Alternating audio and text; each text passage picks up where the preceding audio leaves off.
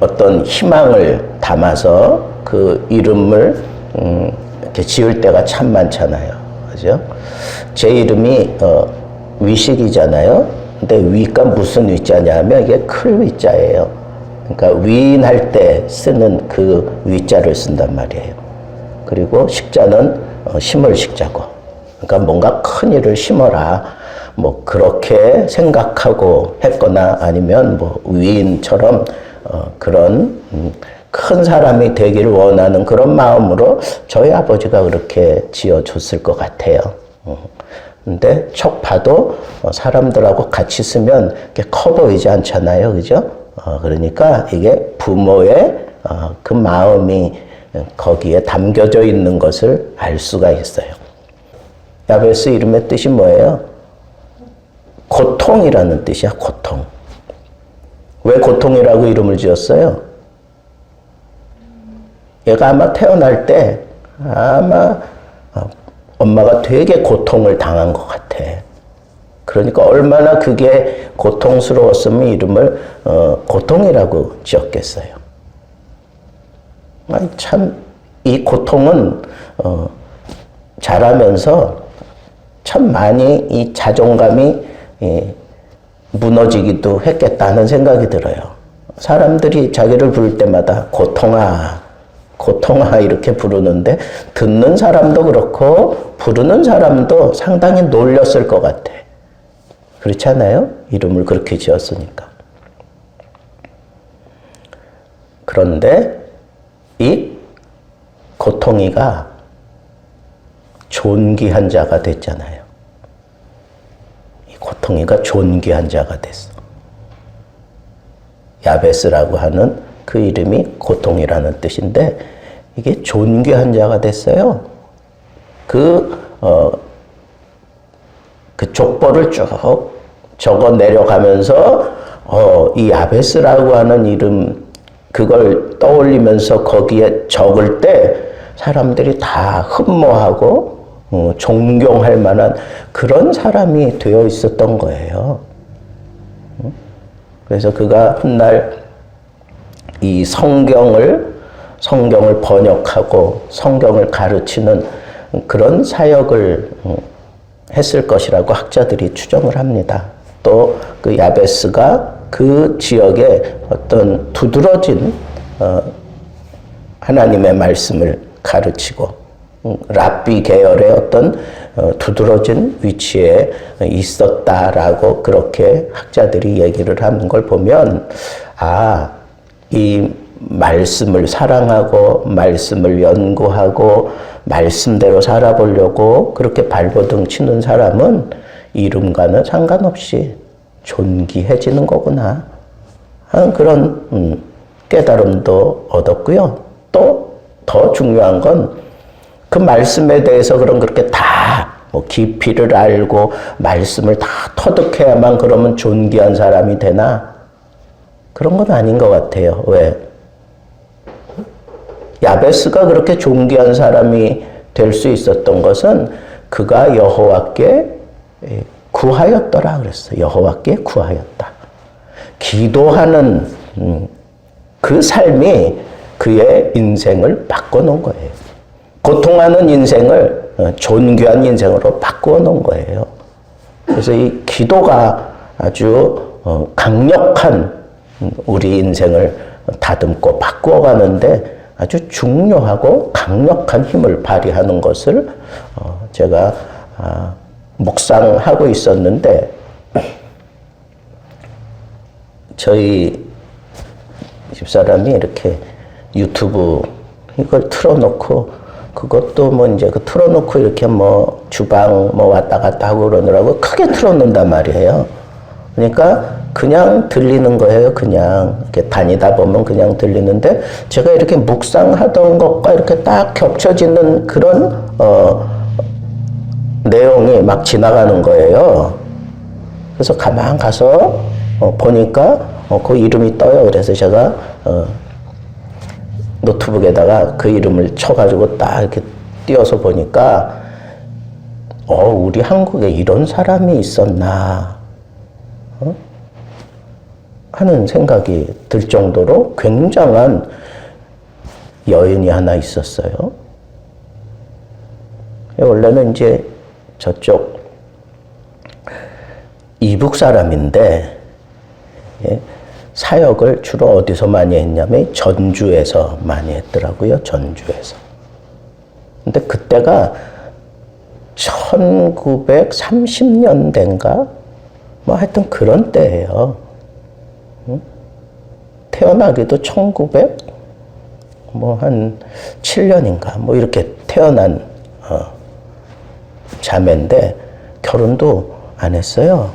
그리고 아마 23살인가 4살인가 그렇게 죽어요. 열병으로 죽어. 근데 이 사람은 어떤 사람이냐? 그 가난한 사람들을 위해서 그냥 온전히 자기 삶을 드린 사람이에요. 그 당시에는 이 정신질환자들이 꽤 있었어요. 그래서 이 정신질환자를 돌보고 조선 말기에는 얼마나 가난해요.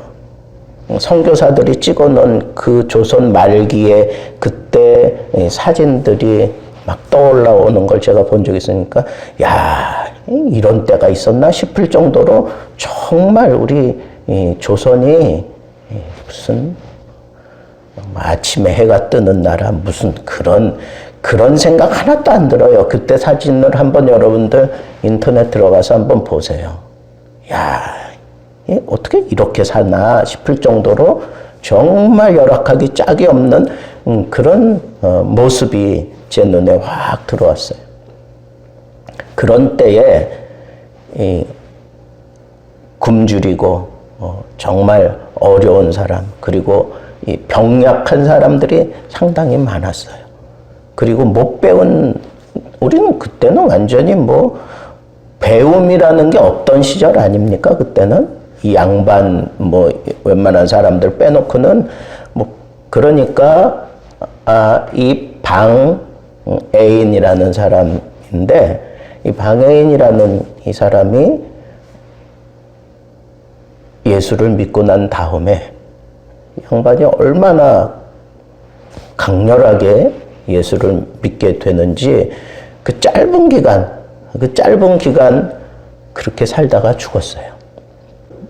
방해인이라고 하는 이 자매가 하나님께 은혜 받고 그 다음에 음성을 들었어요. 그리고는 어떤 상황을 대처해 감에 있어서 기도하면 다 되는 거.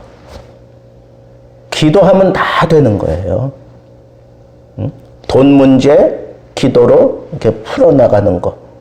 그 다음에 미친 그 할머니 그러다가 어떤 사람의 집에 데려다 놓고 거기서 그걸 케어하면서 아버지가 이런 사람 데리고 나가라 막 그런 갈등 뭐 이런 것들을 풀어내는데 기도를 하는데 기도하는 대로 그게 다 풀리는 거예요.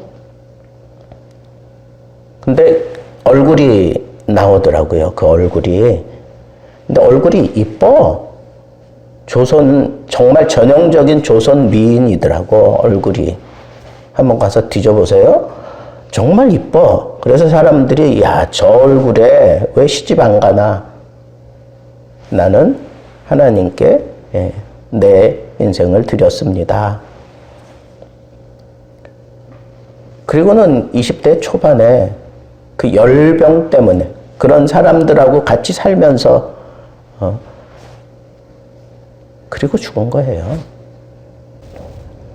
그런 걸 보면 야, 하나님 만난 사람이 기도로 뭔가를 풀어가는 그 사람은 정말 짧은 인생 살았는데 지금도 그 이름으로 장학금이 전달되고 그 이름에 모임이 있어요. 몇 개의 모임이 있더라고요. 전주에. 한번 꼭 가보고 싶어요. 이제 한번 코로나 풀리면 나 여기 한번 가봐야 되겠다 하는 그런 마음이 많이 들더라고요. 전주 예수병원 울타리 안에 그쪽 어디에 있는 것 같아요. 이 여인이 터득한 가장 강력한 비밀은 기도하는 대로 하나님이 풀어주신다는 것. 아주 짤막한 그 일기들 이런 것들이 읽어지는데 그런 내용들 아주 강력하게 제 귀에 팍팍 꽂히더라고요. 여러분 정말 짧은 세월을 살지만 기도에 응답이 있는 삶은 굉장한 역사를 일으키고 존귀함을 받고 그리고 삶의 어떤 이정표가 되는 그런 삶을 우리가 사는 거예요. 그러니까 여러분 오늘 말씀을 통해서 여러분들이 꼭 붙잡아야 될 것은 이름에 대한 소망이 이루어지는 것은 말씀과 기도를 통해서 확실하게 이루어지는 거다 하는 이 사실을 먼저 머리에 딱 담고 오늘 말씀을 잠깐 살펴보겠습니다. 이 사드락, 메삭, 아벳느고 우리가 이렇게 표현을 많이 하잖아요. 그죠? 근데 본래 이름이 뭐예요? 하나냐, 미사엘, 아사랴. 이 다니엘의 친구잖아요. 다니엘도 본래 이름이 뭐예요? 다니엘이에요. 그런데 뭐라고 이름을 바꿔줬어요? 벨드사살. 다니엘이라고 하는 이름의 뜻은 하나님께서 심판하신다. 그런 뜻이에요. 하나님께서 심판하신다. 그런데 뭐라고 바꿔줬느냐 하면 그 바벨론의 신 벨이에요. 벨. 벨이여 그의 생명을 보존하소서. 이렇게 바꿔놨어요. 그 다음에 하나냐. 이건 하나님은 친절하시다. 하나님은 자비롭다. 그런 뜻이에요. 그런데 사드락으로 바꿨어요. 그건 뭐냐 하면 태양의 어떤 그 인스피레이션, 그러니까 태양의 영감, 뭐 이런 것들을 표현하는 그런 얘기예요. 그러니까 태양 신에게서 빛을 받은 자, 뭐 이런 식이에요. 그러니까 자기 나라의 신에 이렇게 딱 묶어두는 거죠. 미사엘, 미사엘, 이건 누가 하나님과 같은가 그런 뜻이에요. 누가 하나님과 같은가. 근데 이름을 뭐로 바꿨어요? 메삭 그랬잖아요. 그죠? 메삭. 이건 무슨 얘기냐 하면 그 바벨론의 신 가운데 사크라고 하는 여신이 있어요. 사크. 근데 메삭은 뭐냐 하면 사크, 메사크예요. 그러니까 메삭은 누가 메삭과 같은가 그런 뜻이에요. 아주 그냥 대놓고 바꿨어. 그지? 누가 하나님과 같은가 하는 이름을 누가 메삭과 같은가, 누가 사크와 같은가 그렇게 바꿨어요. 자, 그 다음에 마지막으로 네 번째는 아사랴. 하나님은 나의 도움이시다. 하나님은 나의 도움이시다. 그런데 아벳느고로 바꿨어요. 느고라고 하는 신이 있는데 바벨론에 이 느고는 불의 신이에요. 불을 지배하는 신. 그러니까 여기 아벳이 붙었잖아요. 그건 종이다 그런 뜻이에요. 그러니까 불의 신 느고의 신실한 종이다. 하나님은 나의 도움이시다 그랬는데 불의 신 느고의 신실한 종이다 라고 그렇게 바꾸었어요. 이 환관장, 그러니까 왕궁에서 그 소년들을 책임지고 기르는 그런 사람이에요. 근데 그 사람이 지금 이름을 다 바벨론식으로 바꿨어요. 유대 이름을 바벨론식으로 다 바꿨어. 근데 이렇게 정말 아주 그 이름을 알고 그 유대의 이름의 뜻을 알고 바벨론식으로 바꾼 거잖아요. 그죠? 유대 이름 완전히 무시해버리고 그렇게 바꾼 게 아니에요. 유대 이름의 뜻에 가장 걸맞는 그런 이름으로 지어놓은 거예요. 누가 여호와와 같은가? 하나님과 같으신 분이 누구인가? 이걸 아쿠신과 같은 분이 어디 있느냐 뭐 이런 식으로 아주 그냥 바꿔놨잖아. 여러분 이름을 이렇게 바꿀 때에 어떤 의식을 가지고 바꿨다고 생각 드세요? 철저하게 그 소년들 마음속에서부터 누구를 삭제시키려고 하는 거예요. 하나님을 삭제시키는 거예요. 하나님을 삭제시키는 거예요. 이 바벨론, 그 다니엘 하나냐, 미사엘, 아사랴는 다 공통분모가 뭐예요? 하나님이지. 하나님이 심판한다. 하나님은 자비로우시다. 하나님 같은 분이 누가 있냐? 하나님이 도우신다. 이게 다 공통분모가 다 하나님이란 말이에요. 하나님. 응? 그런데 바벨론식 이름으로 바꿀 때 거기 공통분모는 뭐예요? 바벨론의 잡다한 신들의 이름이 거기 다 들어가 있어요.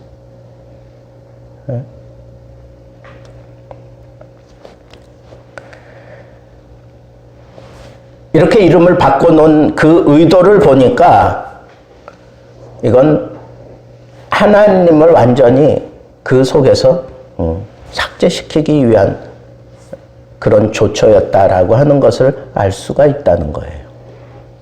뭐 핑계를 대고 뭐 어떤 합리성을 찾으려면 얼마든지 찾을 수 있어요. 왜냐하면 더군다나 이 바벨론 왕궁에서 바벨론 신을 찬양하고 바벨론식의 어떤 이름이 불려지지 않고 이상 야릇한 그런 유대인들의 하나님에 대한 그런 이름이 거론되고 아니면 다른 이방 신들에 대한 그런 이름이 거론되고 뭐 이제 이런 것들이 들리면 듣는 바벨론 사람들은 기분 나쁘지. 그죠? 그러니까 이렇게 바꾼다라고 뭐 합리적으로는 그렇게 뭐 얘기할 수 있어요. 근데 그걸 지금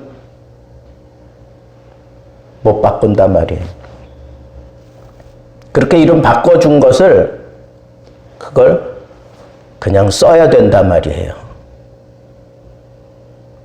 이게 지금 바벨론에 잡혀간 유대 소년들의 현실이에요. 과연 이들이 여호와 신앙을 지켜낼 수 있겠는가 하는 그런 측면에서 이 다니엘서를 볼 수 있다면 이 다니엘서가 더 흥미진진하게 우리의 마음을 두들길 수 있어요. 근데 이게 얼마나 참 교묘합니까? 그죠? 얼마나 교묘하게 이름을 이렇게 바꿀까? 그리고 직접적으로 바꾸는 거예요.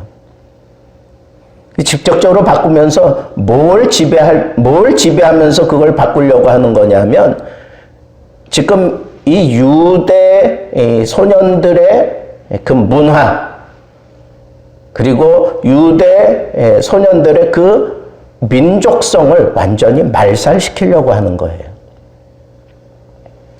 여러분, 우리가 살아가면서 정말 힘든 게 뭐냐 하면 이 문화를 바꾸는 거예요. 이 문화가 바뀐다는 거, 이거 얼마나 고통스러운 건지 아세요? 그 쉽게 바뀔 수 있을까요? 정말 어려워요. 내가 살아온 어떤 그 삶을 은혜 내가 받았다고 확 뒤집어지고 확 바뀔까요? 안 그래요.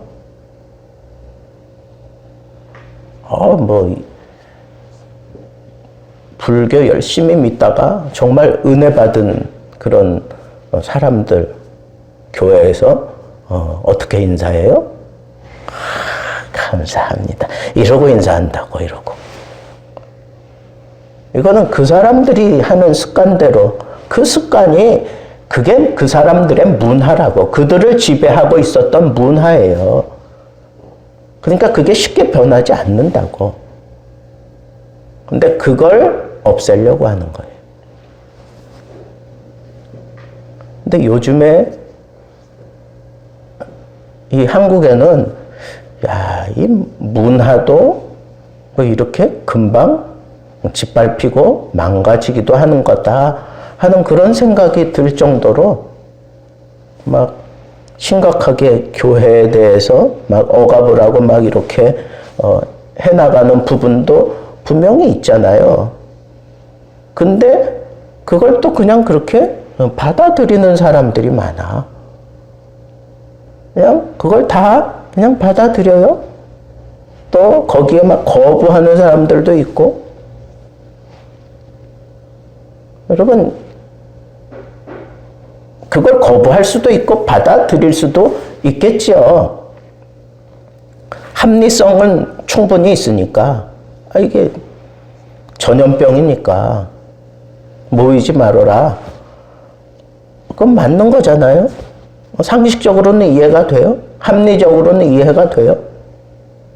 근데 그러다가 니네 죽어라. 그 얘긴데 그걸 그냥 받아들인단 말이야. 여긴 합리적인 게 최고입니까? 비합리적인 거, 불합리적인 거는 그건 다 잘못된 겁니까? 여러분, 신앙이라고 하는 것 자체가 이게 합리적인 걸까요? 불합리적인 게 더 많아요. 더 강력하고 더 중심부에 있는 건 그건 불합리적인 거예요. 물 위를 걷는다? 그 과학적으로 어떻게 설명하는데? 합리적으로 그걸 어떻게 판단하는데? 근데 나는 여러분들도 마찬가지겠지만 나는 베드로가 물 위를 걸어갔다고 하는 이 사실에 대해서 나는 믿어요. 이 믿음은 어떻게 설명할 건데? 아무리 그게 비합리적이고 불합리적이고 뭐 어쩌고 뭐 나보고 그걸 설명해봐라. 나 설명 못해. 근데 나는 믿는데 어떡할 거냐고. 나 이 믿는 이거 어떻게 그럼 니네들은 설명할 건데 합리적으로 얘기를 해봐라. 내가 이거 믿어지는 거에 대해서 얘기해봐라. 어떻게 설명할 건데요? 합리적으로 그게 설명이 돼요? 그건 믿음으로밖에는 설명이 안 되는 거야. 믿음의 법으로만 그게 이해되어지고 그게 설명이 되는 거예요. 나만 그렇게 믿나? 여러분들도 믿잖아요. 베드로가 물 위를 걸었다는 거 안 믿습니까? 나는 믿어요. 여러분들도 믿는다고 믿어요. 왜? 성경이 그렇게 얘기하니까, 하나님의 말씀이 그렇게 얘기하니까. 하나님 포기할 수 없어요? 성경 포기할 수 없어요? 그게 생명이니까. 왜 지금 갈등이 이렇게 심각할 거예요? 예배를 드리지 말라고 하니까. 예배는 생명인데 이 생명을 유지해 갈 수 있도록 그렇게 배려를 해주면서 뭔가 공평하게 그렇게 다루어 가야 되는데 합리적인 계산을 하는 사람들은 예배가 생명이라는 생각을 그 사람들은 안 해요. 못 해요. 못 한다고. 우리는 이 갈등 속에서 지금 살고 있는 거예요. 여러분 보세요. 여기 다니엘과 그 세 친구들도 이런 갈등 속에서 지금 살아가고 있는 거예요. 이방의 문화로 우리를 얽어매고 있는데 그거 받아들이면 안 되는데 그건 어쩔 수 없이 그냥 받아들이고 있어요. 그런데 이 환관장이 깨닫지 못하고 있는 게 하나 있어요. 이 환관장의 절대 오류가 뭔지 아세요? 이 소년들에게서 하나님을 지우려고 했던 거예요. 문화는 어떻게 억압할 수 있어요? 그 민족성 짓누를 수 있어요. 그러나 그네들 심령에 박혀있는 하나님을 지우려고 한다. 이건 환관장이 하나님에 대해서 정면 도전하는 거예요. 그 바벨론이 하나님에 대해서 정면 도전하는 거예요. 여러분, 우리가 살아가는 이 시대가 이런 심각한 아픔을 가지고 있는 세대가 분명해요. 문화적으로, 사회적으로, 이성적으로 이런 심각한 일들이 있는 게 분명하다고요. 그렇다고 우리가 생명을 포기할 수 있어요? 없습니다. 단순하게 이렇게 정말 이거냐 저거냐 뭐 이것만 따진다 그러면 우리 기독교인들은 다 들고 일어나서 목숨 걸고 정면 돌파하고 싸워야 되겠죠. 그런데 지금 바이러스가 전염병이니까 합리적으로 그런 것들을 우리가 또 수용하는 부분들은 또 수용해야 돼요. 수용해야 돼요. 교회가 그걸 또 적극적으로 수용해야 돼요. 왜? 그러지 않고는 전도의 길이 막히는데 교회의 사명이 뭔데? 이 세상에 복음을 전해서 그들을 그리스도 앞으로 이끌어와야 되는데 이런 상식적이고 이런 이성적인 걸 우리가 다 포기하고 그냥 우리의 주장만 얘기할 수 없다는 거예요. 같이 살아가는 세상인데. 근데 문제는 이렇게 짓눌린다고 짓눌려지지도 않을 거고요. 그걸 뽑아내고 상황을 바꾼다고 해서 그 신앙이 말살되지 않아요. 거기에 억압은 줄 수 있어요. 그것으로 인해서 뭔가 뭐 좀 힘들고 어렵게 살아가게 만들 수는 있어요. 그러나 그 속에 담겨져 있는 하나님 신앙을 뽑아낸다? 말도 안 되는 소리예요. 정말 딜레마를 안고 살아가는 게 오늘의 기독교예요. 우리 한국의 기독교인들이에요. 이걸 어떻게 풀어가느냐 하는 문제가 오늘 우리에게 있는 질문이에요. 어떻게 풀어가야 되느냐. 그러면서 제가 이 말씀을 묵상하면서 여기에 분명히 어떤 해답이 있을 거다. 여기에 분명히 어떤 해답이 있을 거다. 그러면서 이름에 제가 주목하게 됐어요. 첫째는 하나님은 심판하시는 분이다. 심판한다라고 하는 것은 여러분 그 법관이 땅땅땅 쳐가지고 그 모든 상황에 대해서 옳고 그름을 따져서 거기에 대해서 어떤 선언을 하는 거잖아요. 그러니까 여러분 우리가 조금 억울한 일을 당할 수 있어요. 괴로운 일을 당할 수 있어요. 그런데 그 모든 것에 대한 심판은 반드시 하나님이 하시는 날이 있다는 거예요. 예? 이 믿음 가지고 우리가 생각지 않게 좀 비합리적으로 우리가 억압당할 수 있는 그런 상황에 처해질 수 있어요. 지금 다니엘과 세 친구도 그런 거잖아요. 그렇지만 하나님은 반드시 심판하시는 분이다 라고 하는 이 믿음을 우리가 가지면 그 억울함, 내가 어떻게 할 수 없는 그런 상황 하나님이 다 헤아리시고 반드시 심판하시는 때가 온다 하는 이 믿음을 가지고 우리가 대처해 가야 되겠다. 두 번째는 하나님은 자비롭다. 하나님은 친절하다. 이 얘기는 뭐예요? 이런 억울함 속에서 목숨 걸고 싸워야 되는 것만 능사는 아니다는 거예요.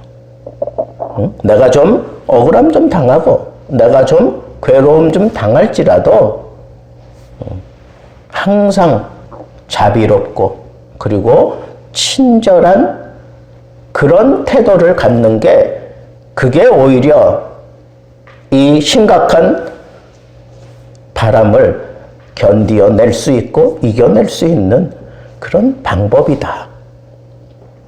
뻣뻣하게 그냥 그래 한번 꺾어봐 그러면서 그냥 뻣뻣하게 있다가 강풍에 그냥 꺾어져 나가는 그런 나무들이 얼마나 많아요. 그것만이 능사는 아니에요. 정말 연약하게 짝이 없는 갈대 바람이 불면 이리저리 그냥 우수수 그냥 그렇지만 꺾이지는 않아요. 그냥 춤을 출 뿐이지. 여러분, 정말 강하게 살아남는 사람은 언제나 여유 있게 웃어주는 사람이에요. 여유 있게 웃어주는 사람. 어떤 세계 챔피언을 지낸 이 권투 선수한테 그런 질문을 했어요. 그 상대를 상대하면서 가장 두려웠던 때가 언제입니까? 근데 의외의 대답을 하더라고요. 맞으면서도 다운되고 다시 일어나고 막 이러면서도 일그러진 그런 표정으로 그냥 씩 웃으면서 계속 자기한테 다가오는 그 선수가 제일 무섭다는 거예요. 그 선수가 제일 무섭대. 여러분, 우리는 강자가 돼야 돼요. 이 풍파많은 이 세상 살아가면서 우리는 강자가 돼야 돼. 그 강자는요, 그 챔피언의 이 꿈속에서도 그 정신세계를 지배하는 거예요. 졌어. 챔피언이 이겼어요.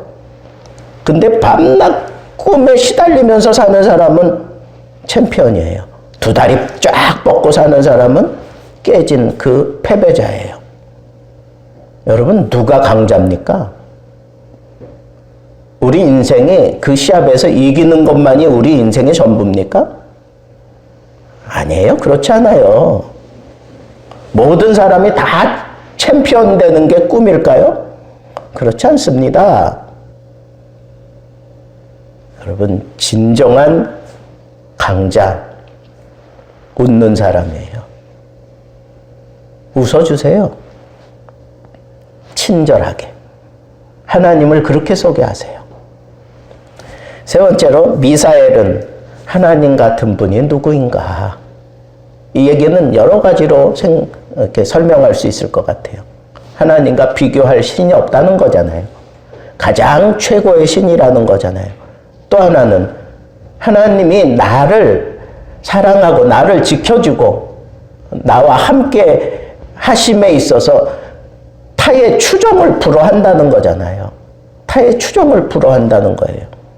하나님이 나에게 그런 하나님이 되어 있어야 돼요. 내 심령에 그런 하나님이 되어 있어야 돼요. 내가 지금 당하는 이 현실과 이 답답함과 이 억울함, 이런 것들만 눈에 보인다면 그 사람은 정신병자가 되거나 아니면 망가진 인생 살 거예요. 눈만 뜨면 그냥 고통스럽고, 눈만 뜨면 오늘 하루 또 내가 어떻게 견디지? 눈만 뜨면 그냥 막 패배한 그런 상처가 생채기 내듯이 자꾸 일어나는 그런 삶을 사는 사람은요, 정신병자가 되고 말 거예요. 그리고 실패한 인생 살아갈 거예요. 근데 하나님 같이 나를 어루만지는 그런 존재가 누가 있겠느냐. 여러분, 저는 참 위로 많이 받았던 찬양을 떠올려 보면 그 찬양이 생각나요. 주님과 같이 내 마음 만지는 분은 없네. 오랜 세월 지나가도 이거는 그 어떤 것하고도 내가 바꿀 수 없는 거예요. 주님이 나를 만져주시는데, 주님이 나를 만져주시면 그 어떤 상황이 와도 나는 다 견딜 수 있어요. 그리고 내가 패배감 가지고 살지 않아요. 주님이 나를 한번 만져주시면 실패한 인생의 그 쓰라린 모습으로 살지 않아요. 주님이 나를 만져주시면 언제나 나에게는 소망이 있고 나에게는 비전이 있고 밝은 미래가 있어요. 주님과 같이 내 마음 어루만져 줄 신이 누가 있으며 그런 사람이 누가 있고 그런 권력이 누가 있고 악한 마귀가 나를 그렇게 지배하고 나를 그렇게 넘어뜨리고 발악을 할지라도 나는 종래 이길 수밖에 없는 건 왜 그래요? 주님의 손길을 아니까. 주님이 나를 붙들고 계시는 걸 아니까. 주님이 나를 어루만져서 내 마음을 편케 하고 내 마음을 붙들어 주시는 걸 내가 아니까. 그러니까 이 심각한 싸움에서 믿음으로 이겨내보려고 발버둥치는 거 아니에요? 남들은 뭐 다른 방법을 찾아다니면서 그 문제를 해결해 보려고 발버둥 칠 때 우리는 이 문제 가지고 하나님 앞에 나오잖아요. 하나님 앞에. 왜? 짧은 인생 살아오는 동안 주님이 나를 만져주셨기에 내가 당당하게 지금 이 자리에서 지금도 나를 많이 짓누르고 지금도 나를 심각하게 지금 몰고 가는 그 바람 앞에 서 있지만 나는 주님이 나를 만진 사람이에요. 주님이 나를 붙들고 있는 사람이에요. 그러니까 이겨낸다니까. 이겨내요. 실패하지 않아요. 그리고 우울하게 살지 않아요. 여러분들에게 하나님이 그런 분으로 자리 잡고 있습니까? 예? 마지막 여기 네 번째 보면 하나님께서 도우신다 그랬어요.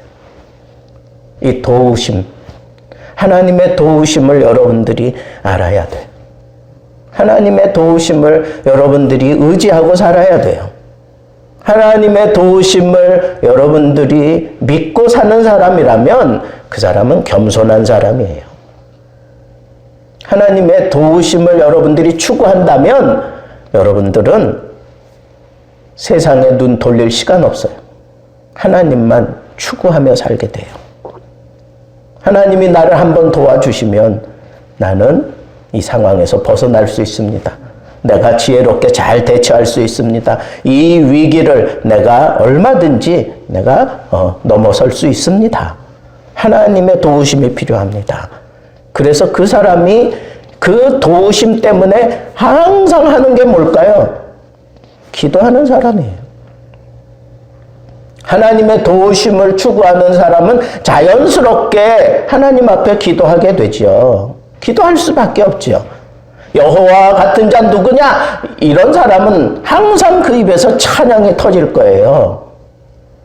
하나님보다 위대한 신이 없고 하나님보다 더 나를 사랑해 주는 그 어떤 존재가 없다는 걸 아는 사람은 그냥 찬양이 터져 나올 거예요. 그러나 여호와를 도우심의 힘으로 삼는 사람은 기도하며 사는 거예요. 기도하며 사는 거예요. 내 인생에 찬송이 있고 기도가 있어요.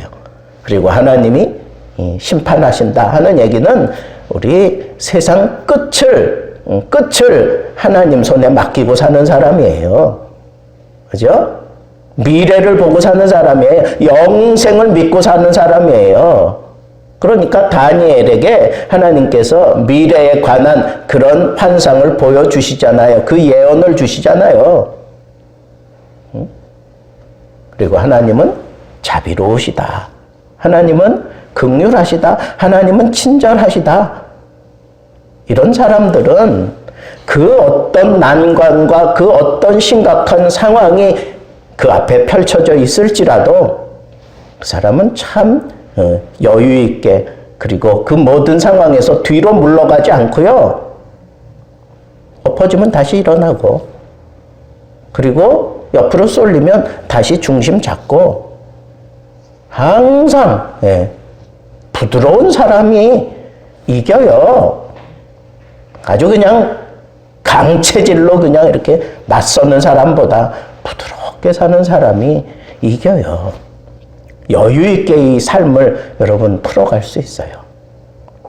저는 이 내 친구의 이름 속에서 이 세대를 심각한 세대가 내 앞에 펼쳐질지라도 이 이름에 담겨 있는 이 신앙, 이 믿음만 우리가 붙잡고 간다면 결국은 그 모든 이름의 공통 분모가 되시는 하나님께서 우리를 책임져 주시고 결국은 이 세대를 풀어낼 수 있는 환상을 우리에게 주시고 그리고 이 심각한 이런 상황을 잘 풀어낼 수 있는 그런 부드러움을 우리에게 허락해 주시고 그리고 하나님이 우리를 붙잡고 우리에게 역사하셔서 하나님의 하나님 되심을 보여주시는 그 삶을 날마다 체험하게 될 것이고 그리고 하나님의 도우심이 정말 내 삶 속에 얼마나 많이 일어나겠어요.